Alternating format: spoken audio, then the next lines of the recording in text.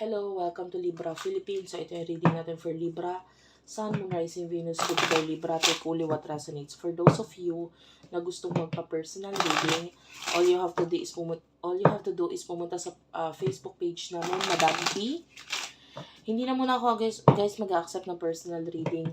I don't know, maybe months or even a year ang aabutin nito kasi medyo magpo-focus ako sa ibang bagay. So, sana po ay makahabol kayo. August 2025 lang ako mag-a-accept. Ayan, para sa mga gustong humabol. So, let's start. What do we have here for the sign of Libra, Sun, Moon, Rising, Venus, Jupiter, Libra?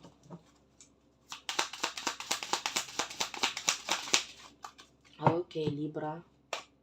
You do have here the Ace of Spades and the Nine of Clover, Aries, Leo, Sagittarius, Gemini, Libra, Aquarius energy. Ayan. So, sa nakikita natin dito, there's a new beginning para sa'yo dito. I can see meron ka naiisipan ngayon na gawain. And with the Nine of Clover, mas nakikita natin na ito medyo challenging siya sa part mo.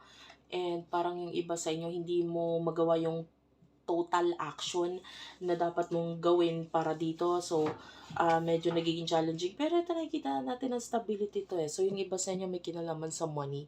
Medyo harap ka nga lang sa mga challenges pa sa ngayon. Parang, eto, magbibigay ng stability sa'yo. Okay to para sa'yo. But then, nakikita natin with the Seven of Spades, Queen of Spades, Seven of Clover. Yung iba sa inyo with the Three of Hearts, pwedeng matagal na itong parang i-resurface or ibabalik lang. So, maybe this is something na sinimulan mo na noon or na ituloy mo na noon tapos na-stop lang. Gusto mo na lang gawin ulit ngayon. So, you do have the number 777. That is an angel number for you. That is actually a good sign. Good, yun. May pinapakitang, anong tawag dito? Lucky. That's a lucky number. The 777. So, it's like, nagsasabi or nagpapakita rin yun ng, sige, tuloy mo, ganyan, parang ganun. Pinupush ka yung number na ito. Nasabi na gawin yun. Na, although may mga challenging or medyo nahirapan ka kasi may mga kailangan kang unahin or you're stuck, etc. This number is telling you na i-push mo lang. Ganun talaga. You cannot do etong mga bagay na to ng mabilisan. So, may mga blockage. Pero, hanggat little by little, no, matutuloy or mangyayari naman. May sasakatuparan naman ito or magiging maganda resulta nito. Seven of Hearts, Three of Hearts, Cancer, Scorpio, Pisces energy. There's a person in the past gusto niyang makipag-reconcile. This person is daydreaming about you. Iniisip niya kanya, minimesmerize na yung mga nangyari sa inyo.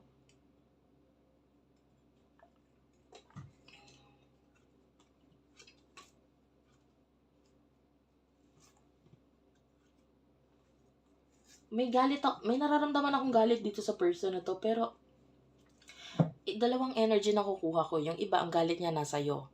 Yung iba naman, ang nagalit niya na doon sa mga tao sa paligid niya. So, I don't know. Sorry. Dalawang energy na kuha ko. Okay? But may nararamdaman akong galit sa kanya. Emotions. Emotion ninyo sa isa't isa. Spirit guides, angel guides. For the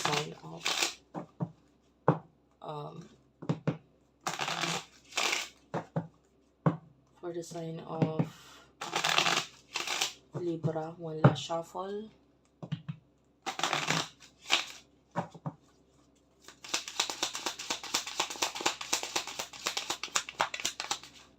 Okay. Oh yeah. You do love this person. Mahal mo tong taong to.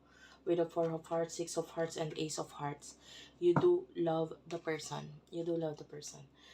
This past person, parang nakatingin ka lang ngayon sa reality. Alam mo yun. Mahal mo yung taong to, pero nakatingin ka sa realidad. Nakikita mo yung mga actions niya, etc. And you're focusing on that. You're thinking na parang ang hirap naman i-connect itong connection namin kasi ganito, ganyan. So may mga nakikita kang rason for you na parang mag-focus sa ibang bagay instead of focusing dito sa person na to. You love the person. Emotion niya para sa'yo.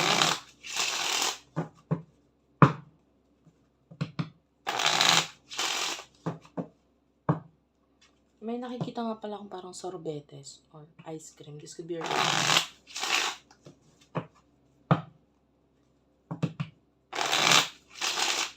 one last shuffle.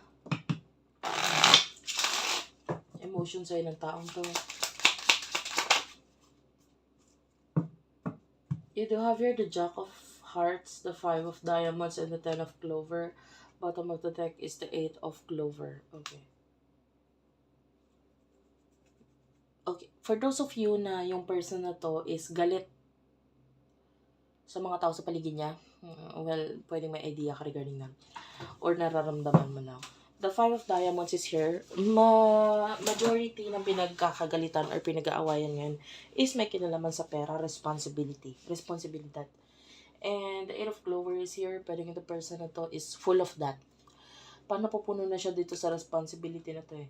Parang yung person na to, gusto niya gawin naman ng mga tao sa paligid nila or paligid niya yung responsibility or obligasyon nila.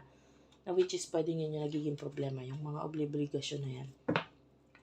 And para sa'yo nagalit yung person na ito ngayon sa'yo, I want to get a message for that.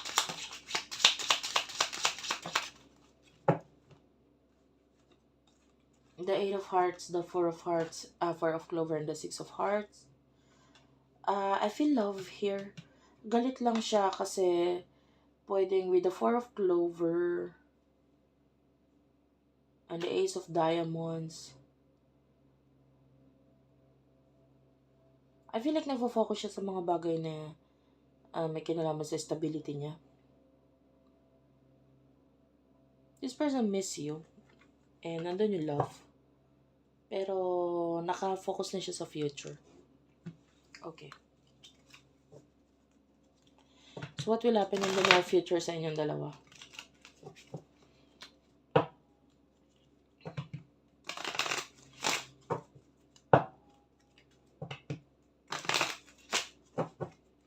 One last shuffle.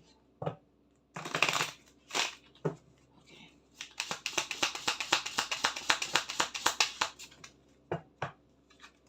Six of Spade, 4 of Spade, and the Ace of Hearts. You love the person. In the future, nakikita natin, you're moving on. Kasi 3 of Spade and 10 of Spade is showing to me as a third party situation. Baga parang ang hirap nito ng person na to. Mahal mo nga, oo, pero hindi pwedeng ganun eh. I can see a third party situation na parang isa ito sa nagiging malaking problema sa connection na ito kung bakit hindi siya pwede. No? And with the 4 of Spade, of course, you are not doing anything pagdating sa connection ninyo na doon sa parang ipinupush mo na lang yung sarili mo na gawin ko naman yung mga naiisipan mo ngayon and then you want to have this new beginning. Pero hindi na regarding sa love. Yung iba sa inyo pwedeng may kinalaman na lang with regards to your finances, with regards to etong mga talagang importante sa buhay mo.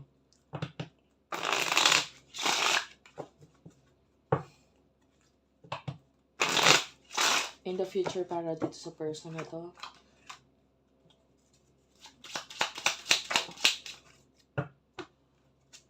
Two of Diamonds and the 3 of Spades. Clarify this. 7 of Diamonds and the 2 of Clover. 8 of Spades. And I can see a lesson here. Itong person na to. The Ace of Hearts.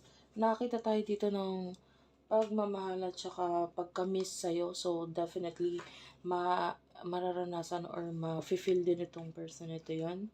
And, in the future, nakikita natin, may mga, this person is stuck sa isang situation. So, with the 7 of Diamonds, parang, meron siya mga pangarap or dreams na gusto niyang ito yung makuha niya muna. No? And, malaki yung malileso na matututunan niya dito sa mga bagay or tao nasa paligid niya ngayon. And if there's a third party situation, I feel like yung lesson may kinalaman sa doon, sa third party na yun. And eto na-experience niya na yung mga lesson na yan kasi hindi niya mararanasan 'tong lalo na yung mga pag-aaway and pagkakagalit. Eto na yung nai-experience niya dun sa person na kasama niya ngayon. I don't know if that has something to do with work or literal na karelasyon. So, ayun, nagkakaroon ng hindi pagkakaintindihan sa kanila din, nagkakaroon siya ng clarity kung ano ba talagang gusto niya sa buhay. And yung love, I feel like ito nababalik siya, pabalik sa'yo kasi hindi niya makita doon yung love doon sa, ano sa kakonect niya dito. So, I can see na meron talaga. That's it for now. Thank you for watching. I love you all and bye-bye.